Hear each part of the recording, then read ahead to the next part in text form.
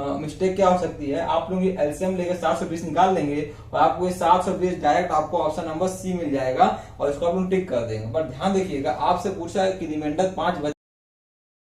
आपको जीपी के केस में ये इंपॉर्टेंट फॉर्मूले आपको याद रखने हैं, 1 2 3 और आपका final what is the geometric mean of 3 हो गया। अब हमको वही रेशियो निकालना है, कितना स्पीड और वाटर का रेशियो है, कुछ नहीं करना है, इसका स्पीड लेके इससे ऐड कर देना है और इसका वाटर लेके इससे ऐड करना है, उसी का रेशियो आपको चलना होता है। ये इसका ट्रिक है, ठीक है। हमें हमेशा से का चलना होता है कि ये इसको क्या बुलाएगी, ये इसको क्या बुलाएगी। Hello everyone, welcome to my YouTube channel mechanics talks. तो फ्रेंड्स, आज के इस वीडियो में हम अपना सॉल्व करेंगे जो अपना यूपीआई जेईई मैकेनिकल में शिफ्ट सेकेंड 2016 में जो अपने नॉन टेक के क्वेश्चंस आए थे, मतलब नॉन टेक मतलब जो अपने 151 से 200 तक के क्वेश्चंस आए थे शिफ्ट सेकेंड के पेपर में। आज उसका हम पूरा प्रॉपर सोल्यूशन देखेंगे, इसलिए हम उन क्वेश्चन कैसे सॉल्व करना है, कौन सा ट्रिक्स, कौन सा कॉन्सेप्ट लगा उन क्वेश्चन को सॉल्व कैसे करना है, पूरा प्रॉपर मैं आज आपको सिखा दूंगा, ठीक है। और ये ध्यान रखिएगा, ये पेपर जो ये सोल्यूशन है वो जितनी ब्रांचेस यूपीआई जेईई में एलिजिबल उन सभी के लिए ये सोल्यूशन सेम रहने वाला है। तो आप सबसे रिक्वेस्ट करता हूँ कि आप ब्रांच कोई भी हो, इलेक्ट्रिकल हो, इलेक्ट्रॉनिक्स हो, कंप्यूटर साइंस हो, सभी के लिए आपका नॉन टेक सेम रहेगा। तो ये वीडियो उन सभी के लिए हेल्पफुल है, ठीक है। बढ़ते हैं फ्रेंड्स वीडियो में आगे। और ऑलरेडी मैंने जो है इसका जो 2016 में फर्स्ट शिफ्ट में जो नॉन टेक पेपर आया था उसका ऑलरेडी मैंने प्रॉपर सोल्यूशन उसका दे दिया है आप लोगों को। उस वीडियो का लिंक आपको इस वीडियो के डिस्क्रिप्शन बॉक्स में मिल जाएगा, ठीक है। बढ़ते हैं फ्रेंड्स वीडियो में आगे। और आज का फर्स्ट क्वेश्चन आपकी स्क्रीन पे आ गया होगा। देखिए फर्स्ट क्वेश्चन क्या पूछता है आपसे। फर्स्ट क्वेश्चन पूछता है What is the least number which when divided by the 18, 48 and 120 leaves remainder of 5 in each case। मतलब वह एक कौन सा नंबर है जिसको हम अगर 18, 48 या 120 से भाग देंगे तो हमेशा 5 रिमाइंडर बचेगा। तो इसको इस क्वेश्चन सॉल्व करने का बहुत ही स्मॉल सा कॉन्सेप्ट वो मैं आज आपको सिखाता हूँ, ठीक है।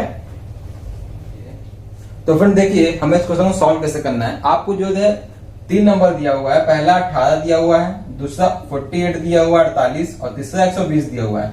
आपसे पूछता है कि वह एक ऐसा कौन सा नंबर है जिसको हम इस नंबर से डिवाइड करेंगे तो हमेशा रिमाइंडर 5 बचने वाला है, ठीक है। तो पहले हम एलसीएम की हेल्प से वह नंबर निकालेंगे जो नंबर इन तीनों नंबर से कंप्लीटली डिवाइड हो जाएगा, ठीक है। तो उस नंबर को निकालने के लिए हमें इन तीनों नंबर का एलसीएम लेना पड़ेगा।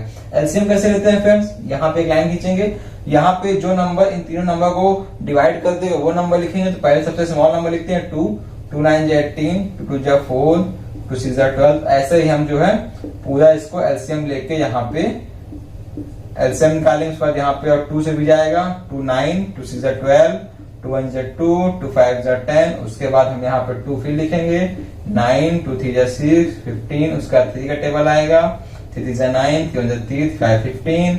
उसके बाद 3 3 1 3 1 5। उसके बाद 5। तो ये आपका जो है इन तीनों नंबर का एलसीएम हमने निकाल लिया। उसके बाद एलसीएम भी क्या करेंगे, इन तीनों नंबर जो यहाँ पे फैक्टर्स है इनको हम मल्टीप्लाई करेंगे, ठीक है। तो इनका मल्टीप्लिकेशन क्या होगा, 2 into 2 into 2 into 2 into 3 into 3 into 5।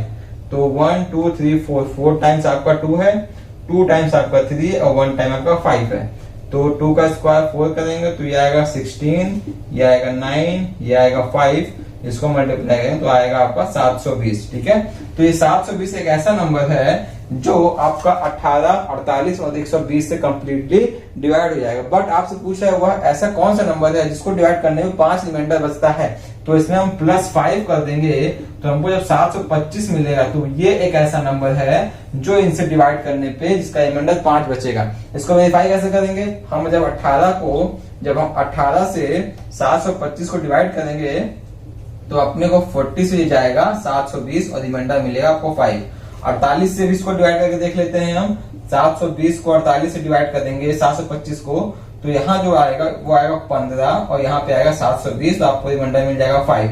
120 से इसको डिवाइड कर लेते हैं हम। तो 120 से डिवाइड करेंगे हम 725 को तो इसका 6 टाइम्स जाएगा, 720 आएगा और रिमाइंडर आपको मिलेगा 5।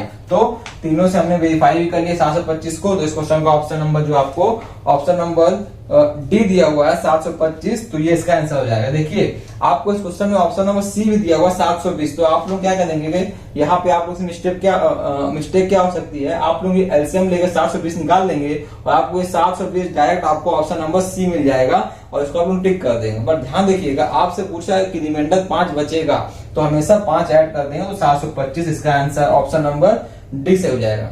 ठीक है फ्रेंड्स, बढ़ते हैं फ्रेंड्स नेक्स्ट क्वेश्चन तरफ। तो अगला क्वेश्चन आपकी स्क्रीन पे आ गया होगा। देखिए क्वेश्चन क्या बोलता है, क्वेश्चन को आपसे पूछ रहा है अगर a ratio 2b equal to 2 ratio 3 है, तो b ratio 2c equal to 5 ratio 5 है, तो c और a का मान क्या होगा। ठीक है, कुछ नहीं करना है फ्रेंड, बहुत ही आसान क्वेश्चन होते हैं ये वाले, आपको बस थोड़ा सा रेशियो को इधर उधर करना है। तो मैं आपको इस क्वेश्चन को सॉल्व करके दिखाता हूं और इस क्वेश्चन को आप प्रॉपर नोट कर लीजिए। ठीक है, मैंने आपको अभी ज्वाइन वाला जो मेंबरशिप एक्टिवेट किया है, तो अगर आप लोगों को इन सोल्यूशन का पीडीएफ नोट चाहिए होगा तो आप मुझे उस पर ज्वाइन कर लेंगे और जो टीम जो है वो आपकी हेल्प करने के लिए रेडी रहेगी। ठीक है, चलिए बढ़ते हैं इस सेकंड क्वेश्चन के सोल्यूशन तक। तो इसका सोल्यूशन ऐसे देखिए, आपको जो क्वेश्चन में दिया हुआ है, क्वेश्चन आपको दिया हुआ a ratio 2 times of b equal to 2 ratio 3 and b ratio 2 times of c equal to 5 ratio 4। आपसे क्वेश्चन क्या पूछता है फ्रेंड्स, आपसे क्वेश्चन में आपको दे दिया a ratio 2b equal to 2 ratio 3, b ratio 2c equal to 5 ratio 4, और आपसे क्वेश्चन पूछता है c रेशियो a निकालिए। ठीक है, अब देखो इसको सॉल्व कैसे करना है, बहुत इजी है फ्रेंड्स। देखिए इसको सॉल्व कैसे करना है, a रेशियो 2b दिया है तो a बाई 2b कर देंगे जो इक्वल टू है 2 बाई 3 के। ठीक है, और क्या दिया है आपको, और दिया हुआ है b रेशियो 2c, तो b by 2c equal to हो जाएगा 5 बाई 4। ठीक है, अब अगर हम इसको जो है इक्वेट कराएं, इसको मल्टीप्लाई कराएगा हम इन दोनों को, मतलब a 2b इक्वल 2 बाई 3, और ये आपको दिया हुआ है, अगर इनका आपस में हम मल्टीप्लाई कराते हैं, इसका इससे मल्टीप्लाई कराते हैं और इसका इससे मल्टीप्लाई कराते हैं, तो देखिए क्या मिलेगा आपको, हमको c रेशियो a चाहिए। ठीक है, तो a divided by 2b multiplied by b by 2c equal to 2 by 3 multiplied by 5 by 4। ठीक है, तो आपका b कैंसिल हो जाएगा, तो बचेगा a divided by 2 2 4 4c equal to 2 से 2 कैंसिल हो जाएगा, तो 5 डिवाइड बाई 6। ठीक है, और आप इसको जो है a by c equal to कर दीजिए 4 इंटू 5 बाई 6, तो 2 2 4 2 3 6, ये आपका हो जाएगा 10 बाई 3। तो आपसे सी रेशियो पूछा है, तो सी रेशियो इसका उल्टा कर देंगे और आ जाएगा 3 बाई 10। ठीक है, तो सी रेशियो हमको मिल गया 3 बाई 10। तो इस क्वेश्चन का ऑप्शन नंबर आपको दिया हुआ है, ऑप्शन नंबर बी सही होगा इसका, जिसमें दिया हुआ 3 रेशियो 10, इसका ऑप्शन नंबर बी सही होगा 3 रेशियो 10। ठीक है फ्रेंड्स, बढ़ते हैं फ्रेंड्स अगले क्वेश्चन की। तो देखिए अगला क्वेश्चन आपकी स्क्रीन पे आ गया होगा। तो फ्रेंड देखिए क्वेश्चन नंबर थर्ड आपसे क्या बोलता है, क्वेश्चन नंबर थर्ड बोलता है a sum of money amounts to 1320 rupees in 2 years and 1380 rupees in 3 years at simple interest। ठीक है, मतलब बोल रहा है कि 2 साल के बाद आपका अमाउंट है 1320 रुपए और 3 साल के बाद आफ्टर 3 इयर्स आपका अमाउंट हो जाता है 1380 रुपए। कैसे, आपका सिंपल इंटरेस्ट मतलब साधारण ब्याज लग के सिंपल इंटरेस्ट के रूल से आपका ब्याज सेकेंड ईयर में इतना हो जाता है और थर्ड ईयर में इतना हो जाता है। ठीक है, तो आपसे पूछा आपका मूलधन कितना होगा, मतलब स्टार्टिंग में जो आपने पैसा लिया था वो कितना होगा। तो उसमें दिमाग कुछ नहीं लगाना, बहुत ही सिंपल है फ्रेंड। देखिए पहला आपसे पूछा 0 पे थे आप, ठीक है, उसके बाद 1 ईयर इसमें ऐड हुआ मतलब 1 ईयर हुआ, उसके बाद 1 साल इसमें और ऐड हुआ तो 2 ईयर हुआ, उसके बाद 1 साल और ऐड हुआ तो 3 ईयर हुआ। ठीक है, मतलब पहले आप 0 पे थे, उसके बाद 1 साल हो गया, फिर 2 साल हो गया, फिर 3 साल हो गया। ठीक है, तो आपको बोल रहा है कि 2 साल में वो अमाउंट हो गया 1320 रुपए, वो अमाउंट हो गया 1320 रुपए, और 3 साल के बाद वो अमाउंट हो गया आपका 1380 रुपए सिंपल इंटरेस्ट के साथ। ठीक है, तो 1320 से 1380 जो हुआ उसमें सिंपल इंटरेस्ट लगा, कितना लगा है, जब 1380 को 1320 से माइनस कर देंगे तो हमको कितना मिलेगा, 1380 से 1320 को माइनस कर देंगे तो हमको मिलेगा कितना, 8 में से 2 गया 60 रुपए, मतलब ये आपका 60 रुपए जो है सिंपल इंटरेस्ट है। ठीक है, ये आपका 60 रुपए जो है सिंपल इंटरेस्ट है। तो 60 रुपए हर साल में ऐड हुआ होगा, तो यहाँ पे भी 60 रुपए ऐड हुआ होगा और यहाँ पे भी 60 रुपए ऐड हुआ होगा। ठीक है, तो अगर हम 1320 में से कितना 60 रुपए घटाएंगे तो हमको यहाँ का आंसर मिल जाएगा। तो यहाँ पे भी 60 रुपए ऐड हुआ है, तब जाके ये 1320 हुआ है। तो यहाँ पे कितना अमाउंट रहा होगा, यहाँ पे आपका अमाउंट रहा होगा फ्रेंड्स 1260 रुपए। ठीक है, 1260 में जो है 1260 रुपए में आपका 60 रुपए ब्याज लग गया, तो 6 6 12 2 1 3 1320। तो आपका फर्स्ट ईयर में 1260 था, 60 रुपए ब्याज लग के आपका हो गया तो 1320 रुपए। ठीक है, अब यहाँ पे कितना रहा होगा, मतलब यहाँ पे भी आपका 60 रुपए ऐड हुआ होगा, सिंपल सी बात है, हर साल आपका 60 रुपए ऐड हो रहा है। तो यहाँ पे आपका रहा होगा 1200 रुपए, क्योंकि ये 1200 में जब 60 रुपए ऐड होगा तो आपको 1260 बनेगा। ठीक है, आपको बस इतना इन्फॉर्मेशन दिया था कि सेकेंड ईयर और थर्ड ईयर कॉस्ट इतना पड़ रहा है उसको सिंपल इंटरेस्ट के साथ। तो आपने सिंपल इंटरेस्ट निकाल लिया और उसमें जो है उल्टा कर दिया, तो आपको इनिशियल अमाउंट आपका था 1200 रुपए। इसमें कोई दिमाग नहीं लगाना, कोई ट्रिक नहीं लगाना, सिंपल कॉन्सेप्ट पे चलेगा, आप इजीली रीजनिंग क्वेश्चन को सॉल्व कर ले जाएंगे। ठीक है, तो इस क्वेश्चन का ऑप्शन नंबर क्या होगा, इस क्वेश्चन का ऑप्शन नंबर सी सही होगा, 1200 रुपए। ठीक है फ्रेंड्स, बढ़ते हैं फ्रेंड्स अगले क्वेश्चन का। तो देखिए अगला क्वेश्चन भी आपका सीपीएसपी से है।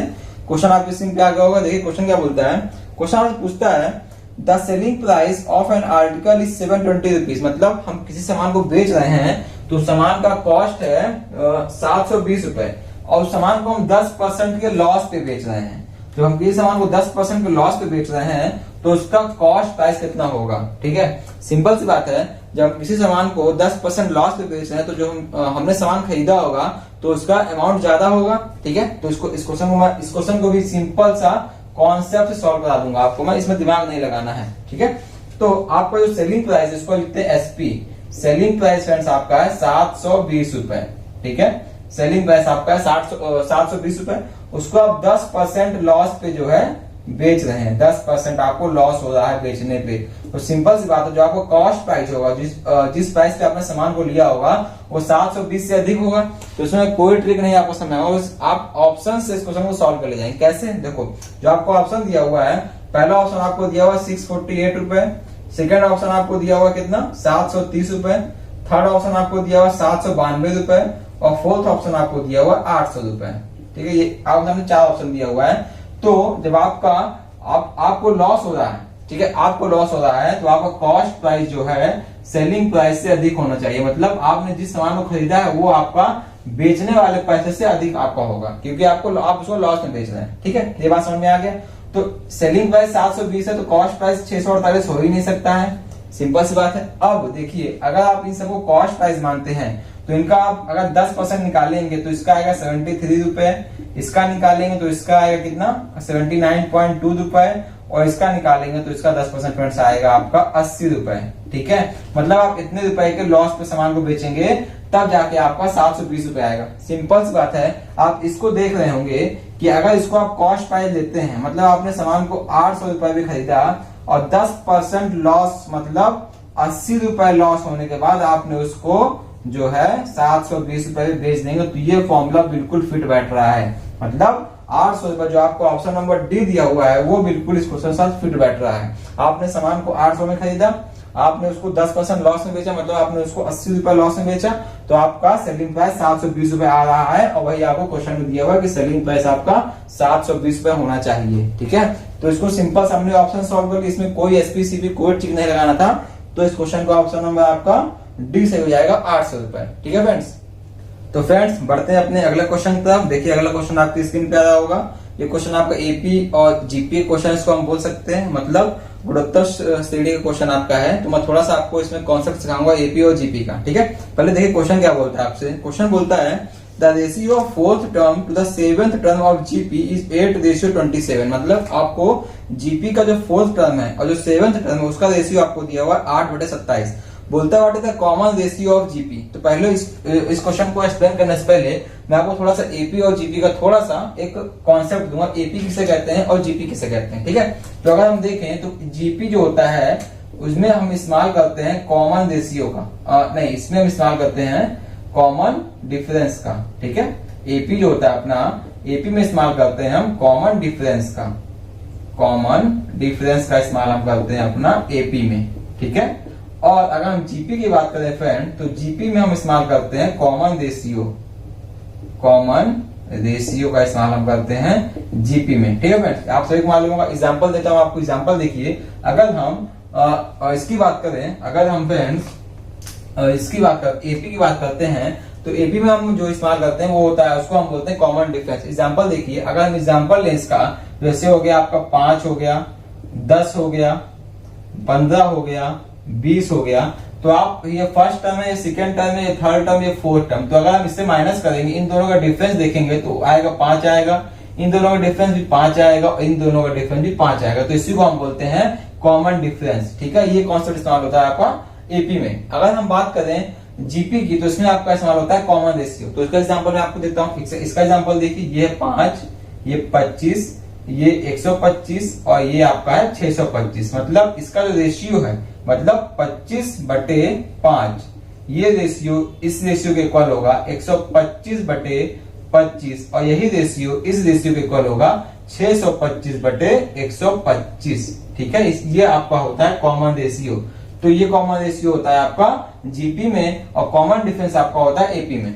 ठीक है, अब थोड़ा सा कुछ फॉर्मूले आपको देता हूं मैं जीपी के। ठीक है, तो जीपी का फॉर्मूले की बात करें हम, तो ए जो होता है उसमें, उसको हम बोलते हैं फर्स्ट टर्म, मतलब पहला टर्म जो होता है उसको हम ए से लिखते हैं, और आर को हम लिखते हैं कॉमन डिफरेंस से। आर को हम लिखते हैं फ्रेंड्स कॉमन डिफरेंस, उसको हम बोलते हैं कॉमन डिफरेंस। ठीक है, इसमें कुछ फॉर्मूले होते हैं, number of terms TN, TN term का फॉर्मूला होता है ए आर की पावर n-1, जहां पे n आपका होता है नंबर ऑफ टर्म्स। ठीक है, अगर हम सम की बात करें, sum of total number of terms, उसका फॉर्मूला होता है ए आर की power n-1 divided by r-1, और एक फॉर्मूला उसका और होता है r multiplied by t number of term minus a t n term, और minus a divide by r-1।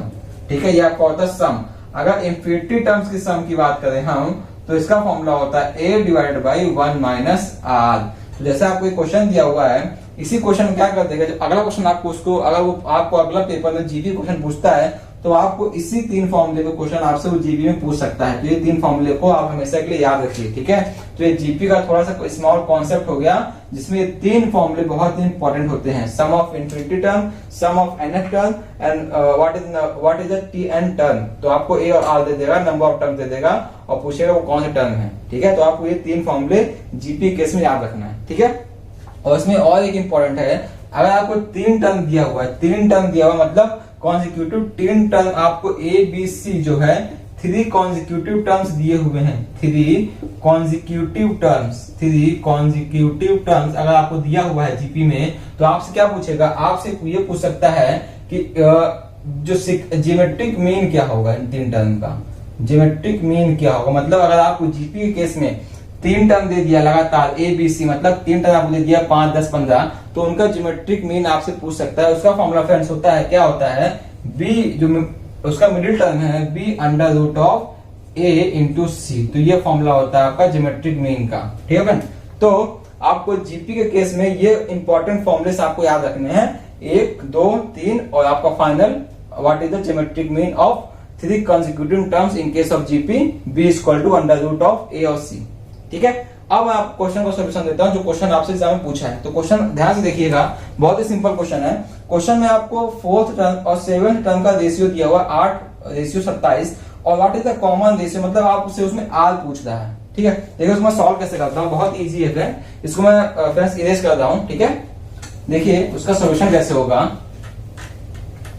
जो आपको क्वेश्चन दिया हुआ है, आपको क्वेश्चन में उसका रेशियो दिया हुआ है, तो 4th टर्म आपको दिया हुआ है, आपको जो 4th टर्म दिया हुआ है वो आपको दिया हुआ है T4 आपको दिया हुआ है कितना, ए रेशियो, ये मैंने बताया ना आपको, जो टीएन होता है, वो होता है ए आर n-1, जो मैंने फॉर्मूला बताया था आपको, T n equal to a r n-1, जहां पे n नंबर ऑफ टर्म है। ठीक है, तो आपको क्वेश्चन में 4 टर्म दिया, मतलब n की वैल्यू आपको दिया हुआ है 4, तो यहाँ पे फॉर्मूले में हम T4 ए आर 4-1 मतलब 3। ठीक है, और आपको दिया हुआ कौन सा, आपको दिया हुआ है 7th टर्म।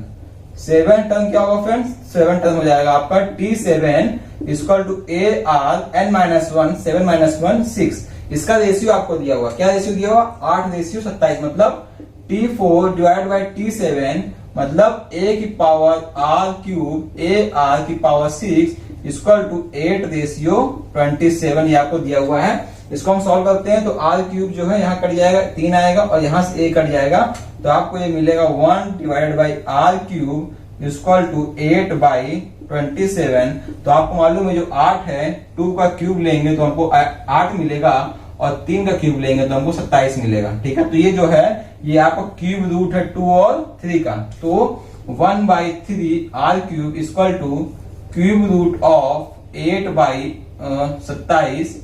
इसका क्यूब रूट निकालेंगे तो यहां से हटा देंगे 3, तो आपको मिलेगा 1/r इक्वल टू 2/3। तो आपको r कितना मिलेगा, r आपको मिल जाएगा 3/2।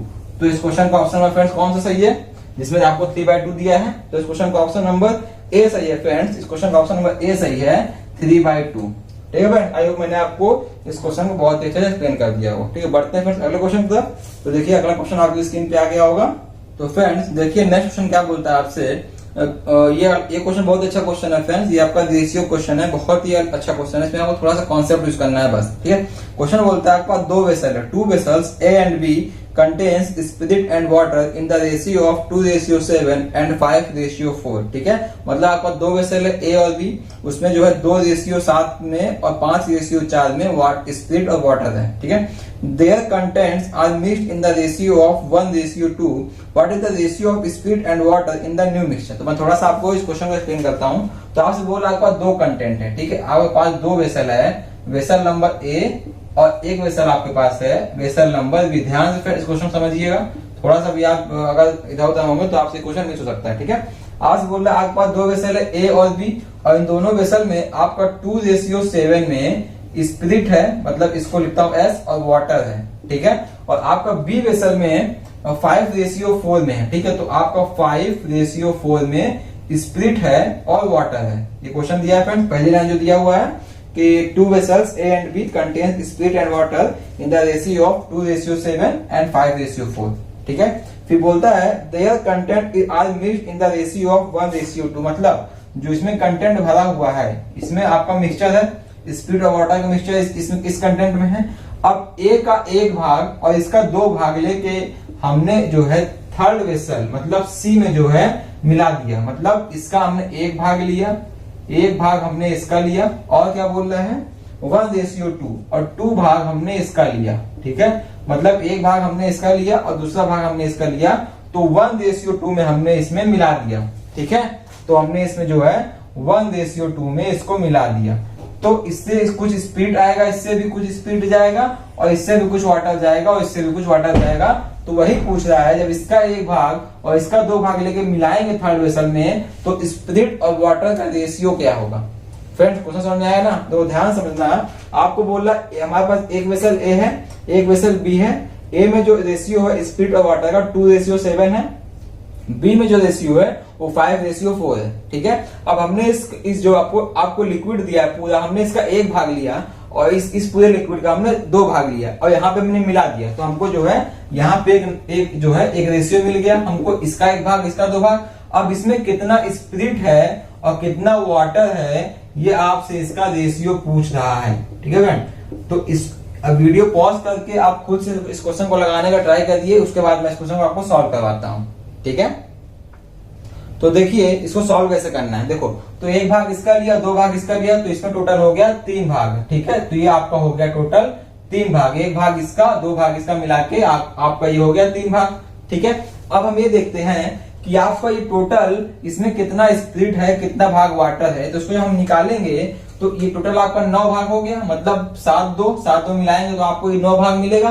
तो 9 भाग में कितना भाग स्पिरिट है और कितना भाग इसका वाटर का है। तो देखो, तो टोटल आपके पास 9 भाग है। ठीक है, आपके पास 9 भाग है, इसमें से 2/9 आपके पास स्पिरिट है और 7/9 आपके पास वाटर है। ठीक है, क्योंकि आपको दिया हुआ 2:7 का। ठीक, अगर हम इसकी बात करें तो इसमें भी आपके पास 5, 4, 9 आपके पास इसमें भी 9 भाग है। 9 भाग में से 5/9 आपके पास स्पिरिट है और 4/9 आपके पास इसमें वाटर है। ठीक है फ्रेंड, समझ में आया ना। मतलब 9 भाग में 2/9 आपका स्पिरिट हो गया और 7/9 आपका वाटर हो गया, और इसमें 5/9 आपका स्पिरिट हो गया और 4/9 आपका वाटर हो गया। ठीक है, अब देखो, अब इसमें पूछता है कि कितना स्पिरिट है कितना वाटर है।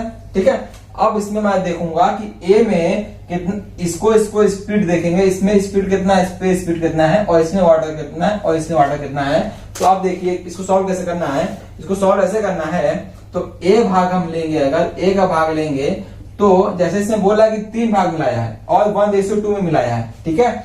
तो 1/3 भाग और 2/3 भाग, इसको हम 2 पार्ट में, इसको भी हम डिवाइड कर लेंगे, ठीक है। इस वाले वेसल को आप देखिए, ध्यान से देखिए, 3 भाग की बात करता है, मतलब 1:2 में मिला रहा है। तो 1/3 भाग आपका इसका लिया है और 2/3 भाग आपका इसका लिया है, ठीक। अगर कहीं भी दिक्कत है, वीडियो को पॉज करके थोड़ा सा बैक करेंगे ना, आप इसको लगातार देखेंगे, इजीली समझ जाएंगे, ठीक है। इसमें 3 भाग ले रहा है और 3 भाग को 1:2 में डिवाइड किया है, तो 1/3 भाग आपका इस वेसल से लिया है और 2/3 भाग आपका इस वेसल से लिया है, ठीक है। तो इसको सॉल्व कैसे करना है, इसको सॉल्व ऐसे करना है, आपका स्प्लिट से भी 1/3 भाग जाएगा, वाटर से भी 1/3 भाग जाएगा, और इसका स्पीड से 2/3 भाग जाएगा, और इसका भी 2/3 भाग जाएगा, ठीक है। तो अगर ए की बात करें, तो अगर 2/9 का 1/3 भाग स्प्लिट इससे लेगा, और क्या कहते हैं 7/9 का 1/3 भाग जो है वाटर इससे लेगा। इसको सॉल्व करेंगे तो अपने को मिलेगा 2/27, और इसको सॉल्व करने पे मिलेगा 7/27, ठीक है।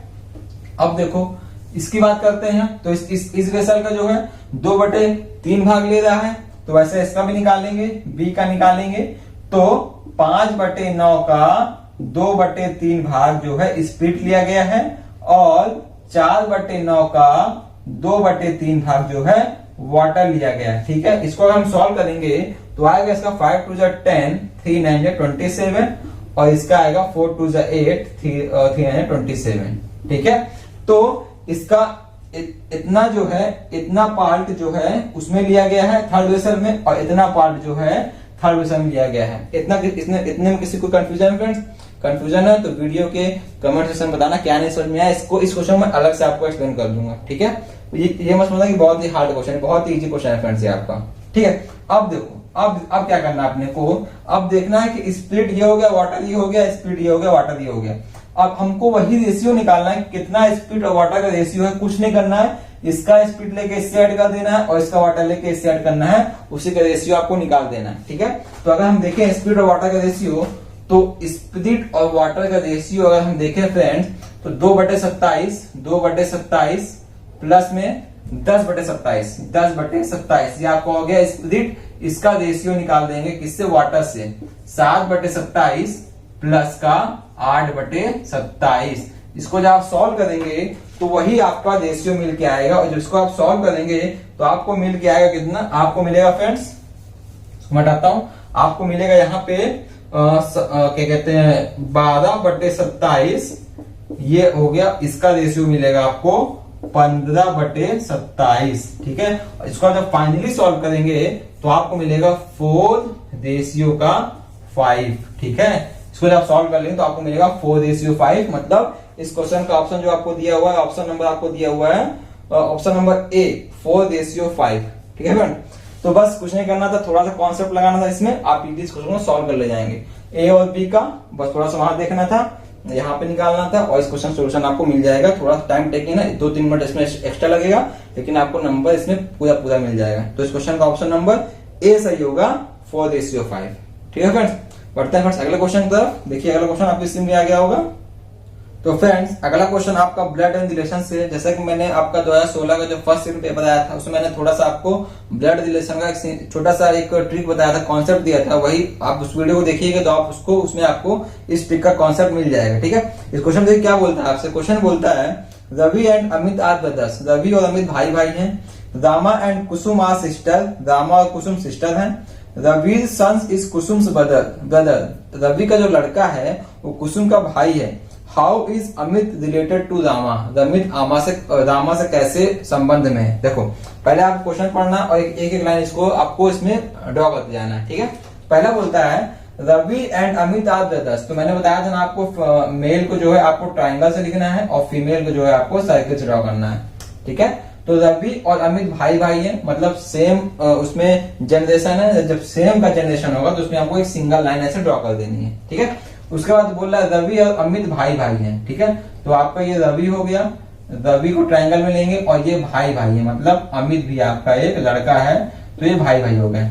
ठीक है। सेकंड बोलता है Rama and Kusum are sister, मतलब रामा सर्किल में लेंगे इसको हम, और कुसुम को भी जो है सर्किल में लेंगे हम, ये दोनों आपस में बहन है।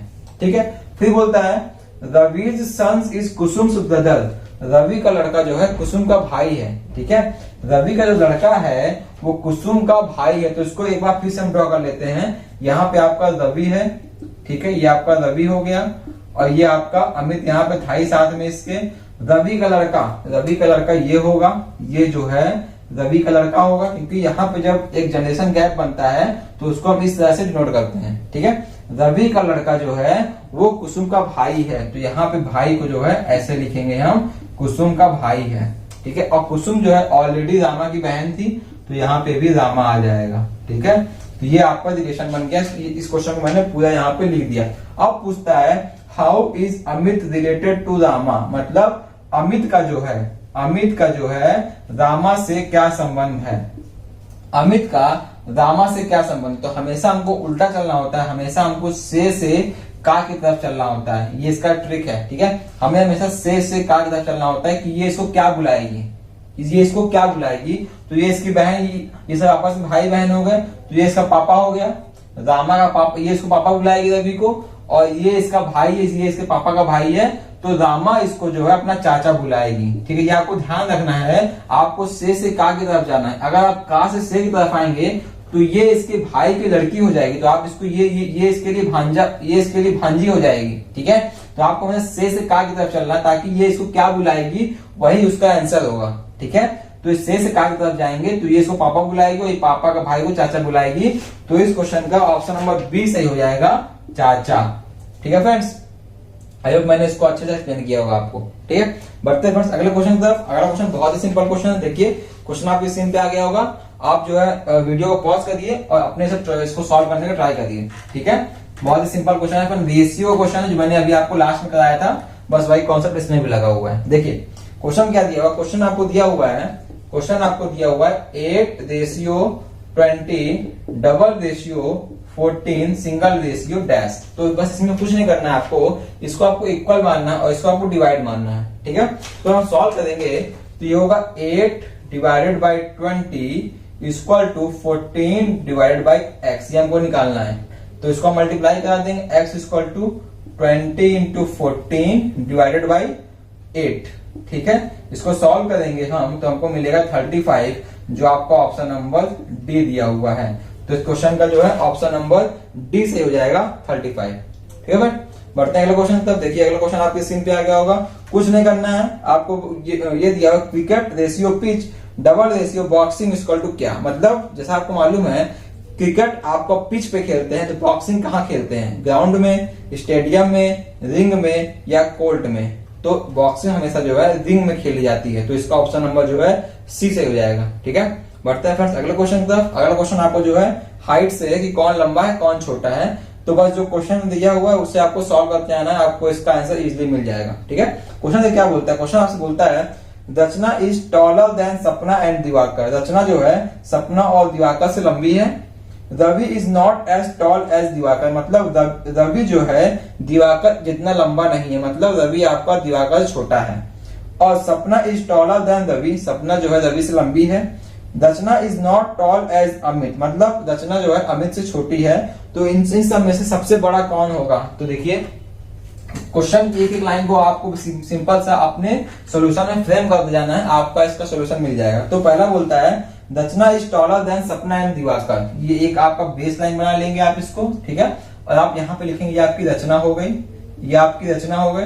रचना जो है आपका सपना और दिवाकर से बड़ी है, तो ये आपका सपना हो गई, ये आपकी सपना हो गई, और ये आपका दिवाकर हो गया।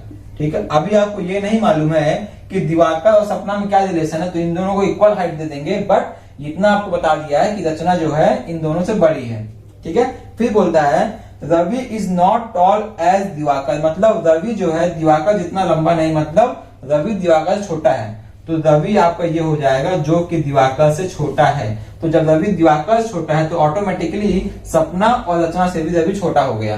ठीक है। फिर अगली लाइन क्या बोलता है, अगली लाइन बोलता है सपना इज टॉलर देन रवि, सपना जो है रवि से बड़ी है, तो ठीक है यहाँ पे आपको दिख रहा है कि सपना रवि से बड़ी है, ठीक है, इसको कुछ नहीं करने वाले हम।